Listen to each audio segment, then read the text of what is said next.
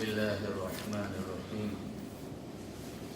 الحمد لله رب العالمين والصلاة والسلام على أشرف الأنبياء والمرسلين أبو القاسم محمد اللهم صل على محمد وعلى آله الطيبين الطاهرين المعصومين بسم الله الرحمن الرحيم رب اشرح لي صدري ويسر لي أمري واحلل عقدة من لساني يفقهوا قولي أما بعد السلام عليكم جميعا ورحمة الله وبركاته. قال الله تعالى في قرآن المجيد بسم الله الرحمن الرحيم إنا أعطيناك الكوثر فصل لربك وانحر إن شانئك هو الأبتر صدق الله العلي العظيم. صلوات اللهم صل على محمد وآل محمد. This is the short surah of the Holy Quran in which Allah subhanahu wa ta'ala conveys to us this message. Verily we have given thee, O our Apostle Muhammad, the Kawthar, which is abundance. And so pray thou unto thy Lord and offer sacrifice. Verily thy enemy shall be the one cut off in his project. Our today's topic is basically to discuss about the glory of Lady Fatima Zahra salamullahi alayha.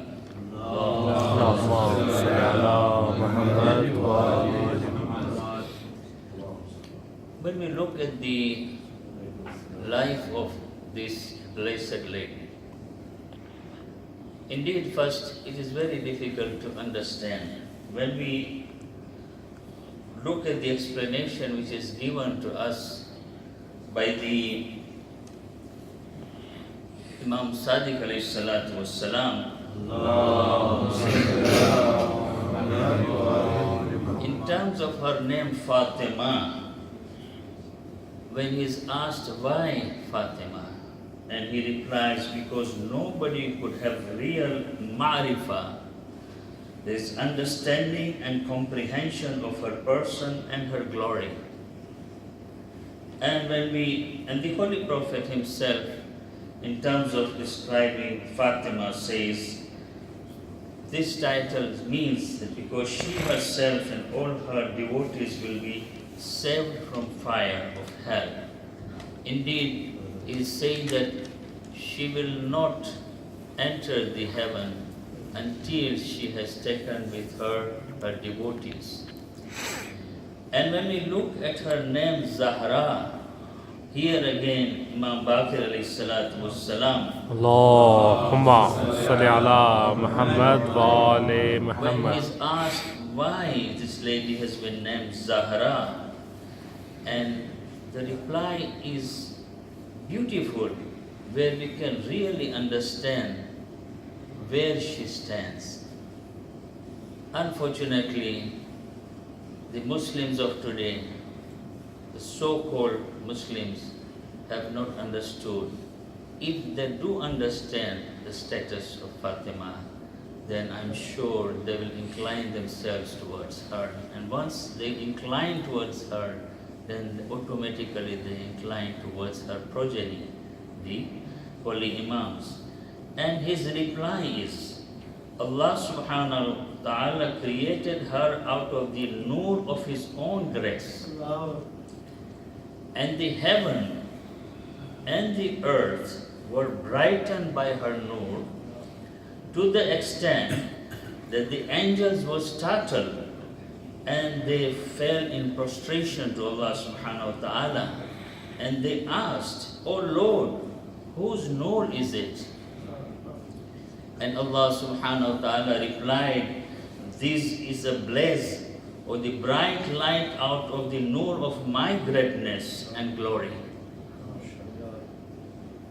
that I have created and have given her a place in the heavens.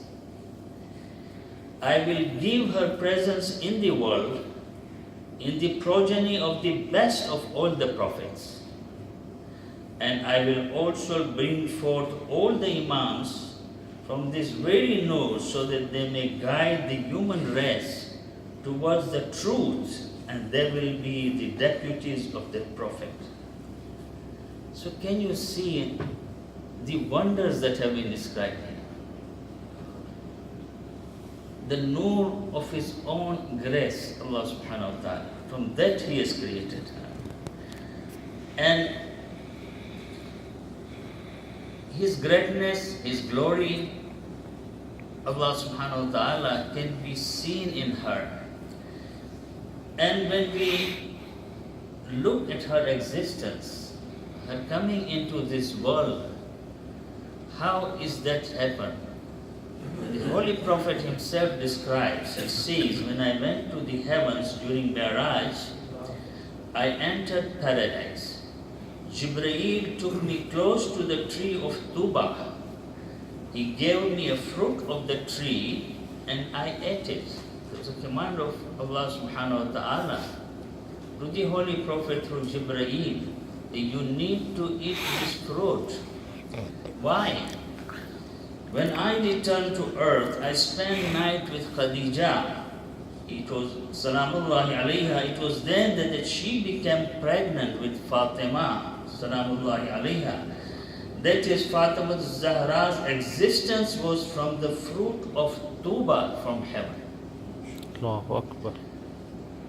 So, and that's why when the Holy Prophet says, when I desire to feel the smell of heaven, I kiss Fatima Zahra's neck. Indeed, she was from heaven.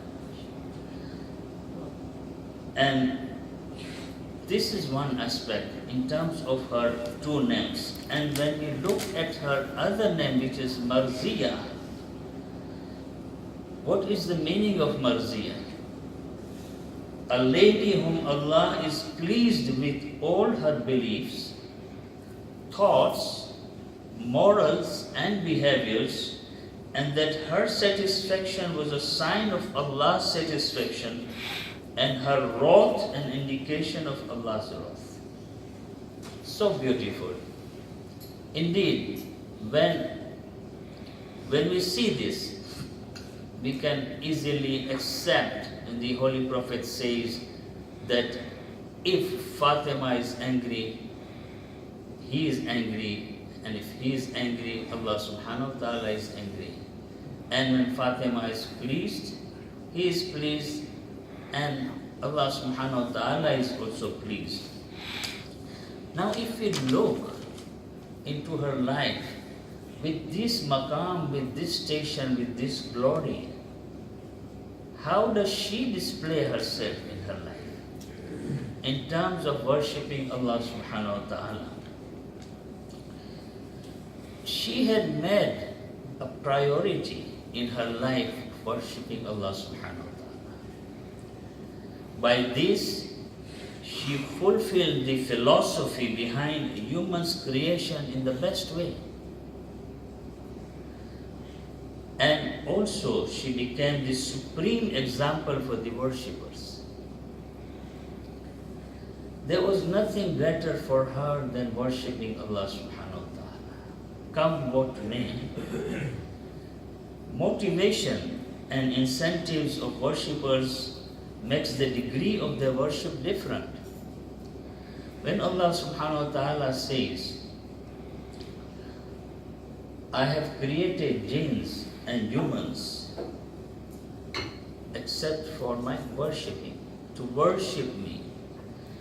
Here, you see that there are three categories of people who worship Allah subhanahu wa ta'ala. One who worship in fear of hell, the other who have got the desire for heaven, and the third one, which is the one who have understood Allah subhanahu wa ta'ala, who have acknowledged the magnanimity of Allah subhanahu wa ta'ala, who have realized that Allah subhanahu wa ta'ala needs to be worshipped. Because He has created, He is our creator, He has granted us all those bounties. And she had the best motive of divine love and was the true meaning of this hadith by the Holy Prophet sallallahu alaihi wasallam.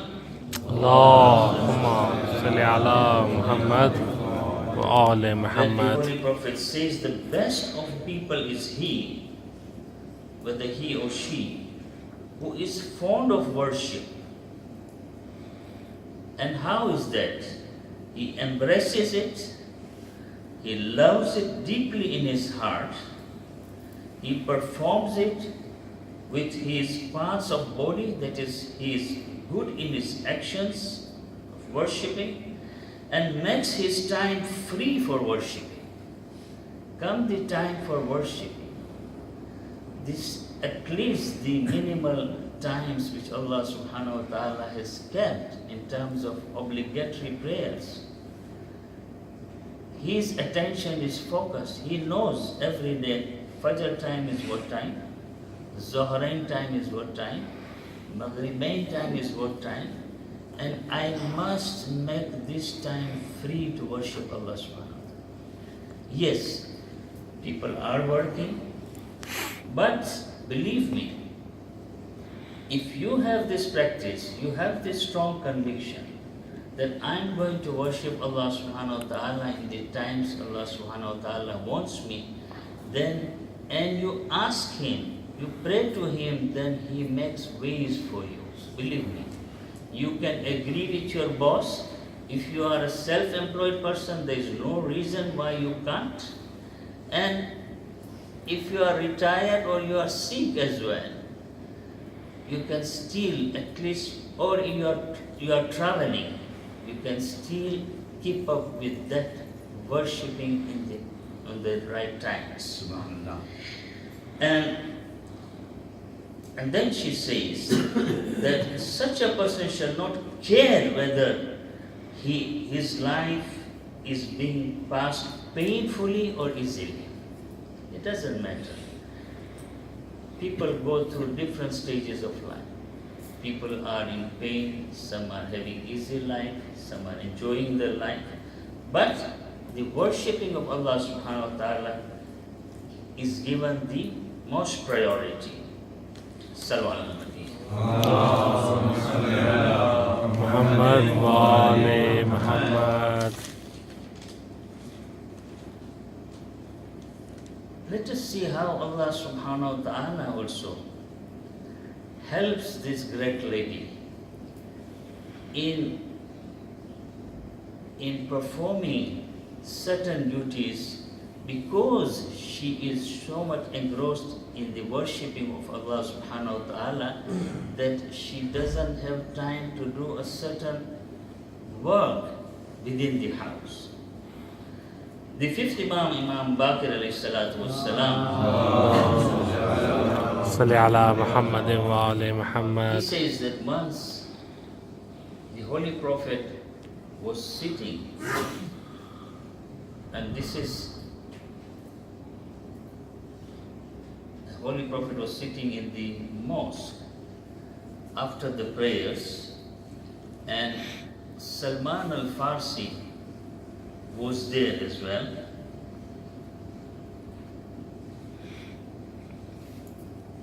Sallallahu alaihi اللهم صل على Yeah, the Holy Prophet sent Salman al-Farsi to the house of Sayyidah, Salamullahi alayha. And Salman, when he comes, he pays his respect, he makes salutation, and for whatever work the Holy Prophet has sent him, he delivers. But what he reports, he says that I found Sayyidah reciting the Holy Quran. And not only that, during that time, I witnessed that the handle of the mill working on its own, crushing grain into flour. So when I went back to the mosque, I asked the Holy Prophet, how is this? And he smiled and he said, "O Salman, Allah has filled the heart and every part and organ of my daughter Fatima Zahra with faith. Whenever she is engrossed in obedience of Allah subhanahu wa ta'ala, Allah subhanahu wa ta'ala sends angels to help her in her affairs. Such is the status of Janabi Zahra. And in another incident in which how she displays her generosity, her charity, her sacrifice, giving her own things. Here, Jabir bin Abdullah Ansari, as we know, who was the oldest companion of the Holy Prophet, to whom the Holy Prophet delivered a message to give his salams because he is going to live long and meet the fifth Imam, Imam Muhammad Baqir alayhi salam.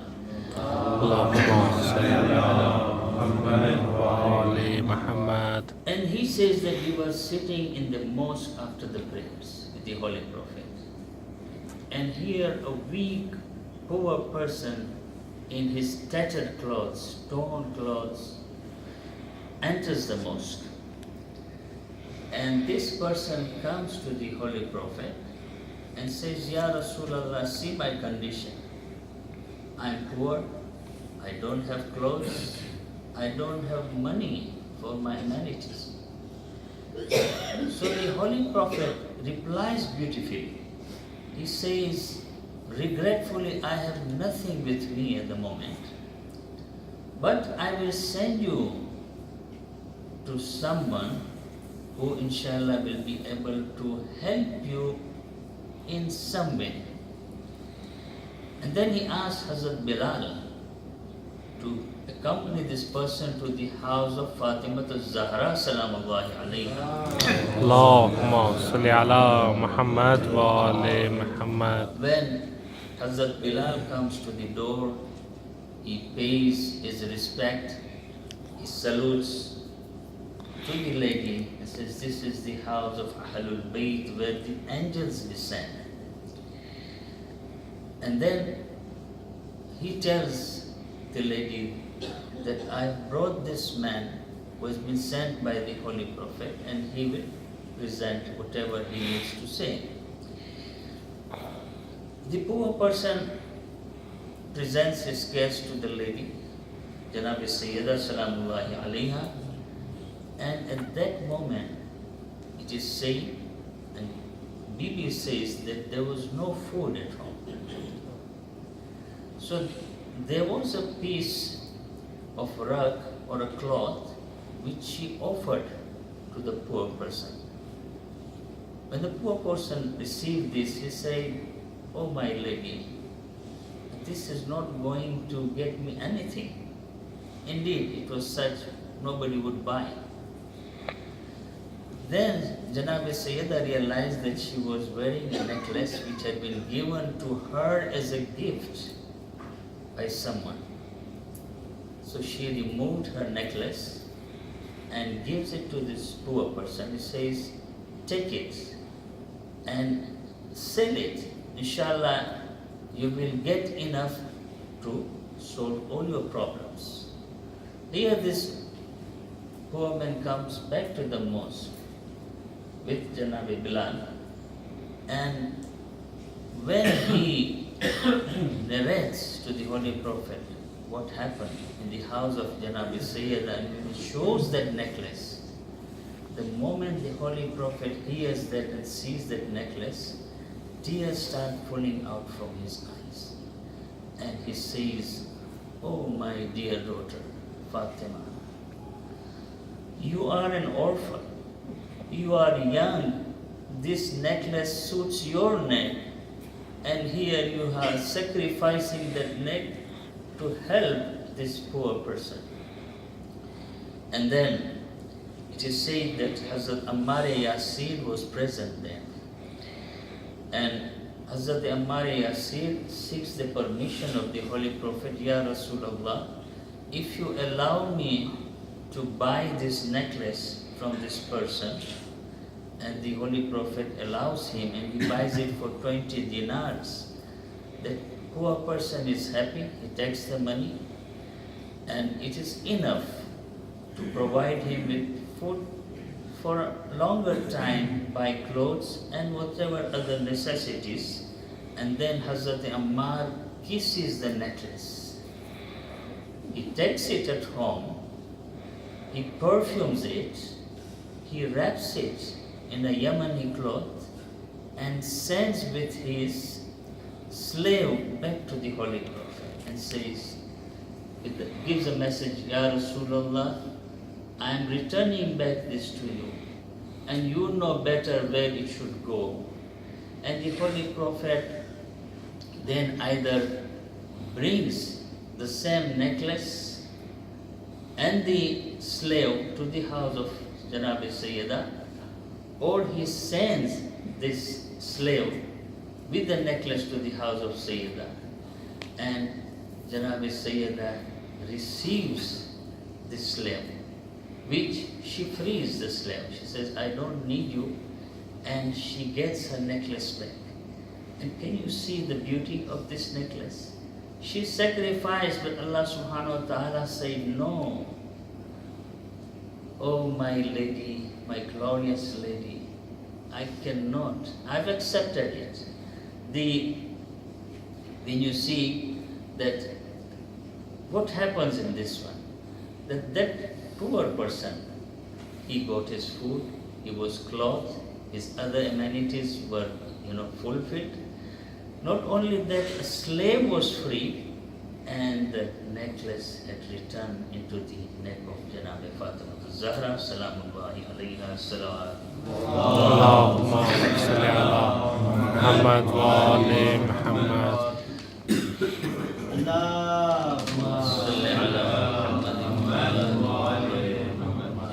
Just finally, if we look again into some aspects in her life, for example, as we mentioned about the Holy Quran, she was reciting the Holy Quran, and this was her constant companion. And it is said that whenever you feel lonely, don't say I'm lonely.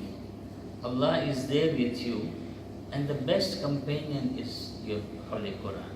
If you keep attached yourself to the Holy Quran, you will never feel lonely. Also, she used to use few verses of the Quran at night when she wanted to make the children sleep, to go to sleep. She would recite these verses as a lullaby to them. And also, she had instructed or requested Imam Ali alayhi salam that after he had buried her, he should sit near the grave and recite the Holy Quran. Such was the importance of the Holy Quran in her eyes.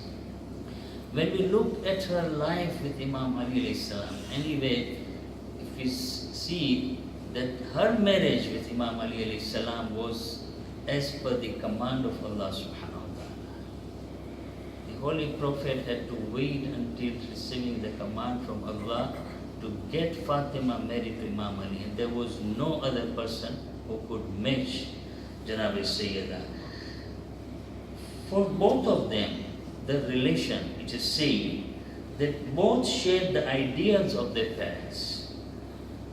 Both put service to Allah ahead of everything else. Absolutely, there was no room for any disagreement between them, and their thoughts, words and deeds all were conditioned by Holy Qurans.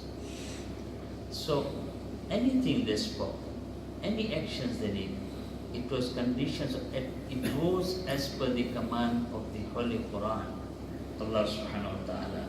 And finally, in two of her traditions, which are in the form of dua, she says, "Oh Allah, I ask you for sincerity in my actions, and content me with the sustenance you have granted me."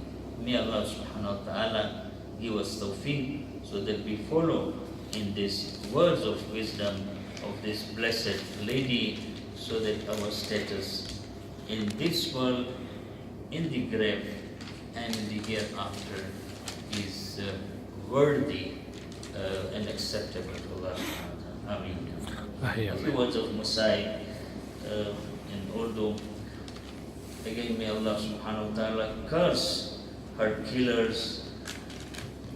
ازادانہ سیدہ رسول خدا کی رحلت کے بعد اس شہید بیٹی کو دلاسا دینے کے بجائے ان کے گھر کے دروازے پہ آئے آگ لے کر اور آپ پر دروازہ اس طرح سے گرایا کہ آپ کی پسلیاں ٹوٹ گئی اور آپ کے شکم میں حضرت محسن شہید ہو گئے.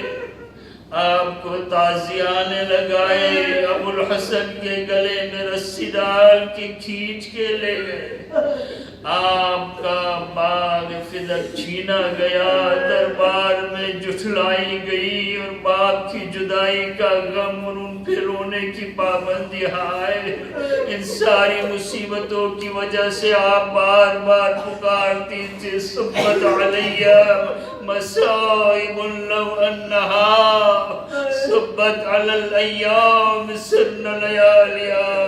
ایسے مصائب میرے پر پڑے کہ اگر وہ دنوں پر پڑتی تو تاریخ راتوں میں بدل جاتی.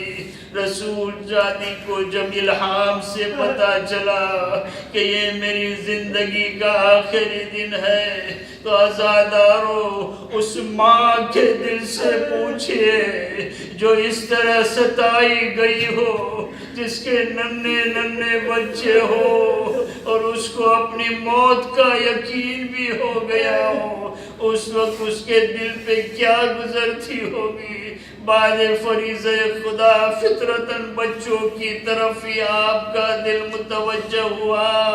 شاید خیال آیا ہو کہ آج میرے یہ معصوم بے ماں کے ہو جائیں گے. وہ ماں ماں اماں اماں پکاریں گے اور میں ان کی ماں کو جواب نہ دوں گی. ان کے باپ ابو الحسن تو میرے کفن و دفن میں مصروف ہوں گے.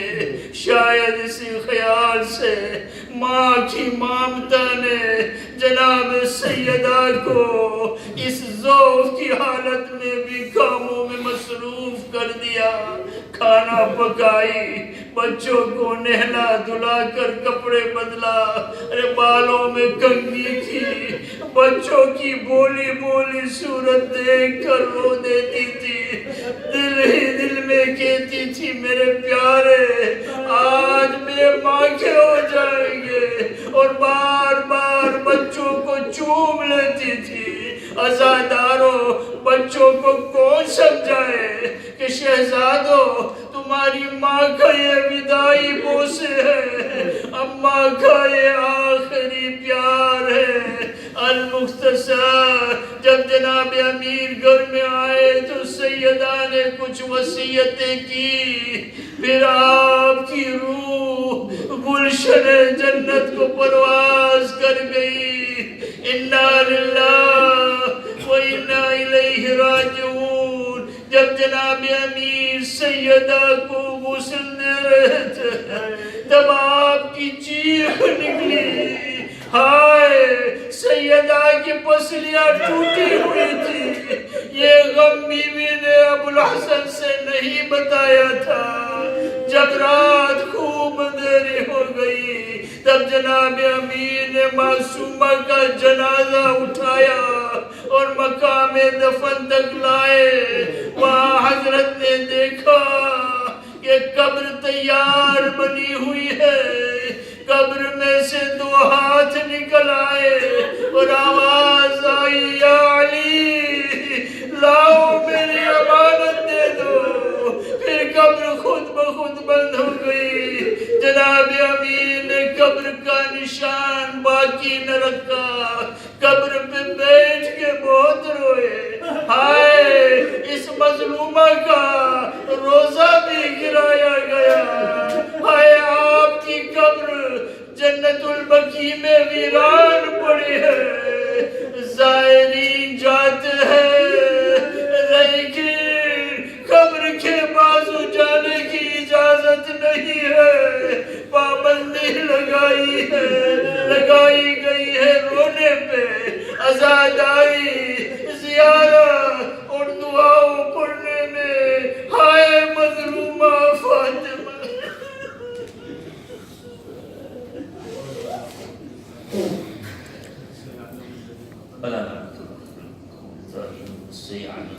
ظلم آل بيت محمد أي منقلبون إنا لله وإنا إليه راجعون. إلهي لك الزهرة وبيها وعليها ومنيها السر المستودع في عدد ما حاط به. ربنا تقبل منا إنك أنت السميع العليم وتب علينا إنك أنت التواب الرحيم بجاه محمد وآل الطاهرين صلواتك عليهم أجمعين إلى أرواح المؤمنين والمؤمنات. رحم الله من قرأ الفاتحة.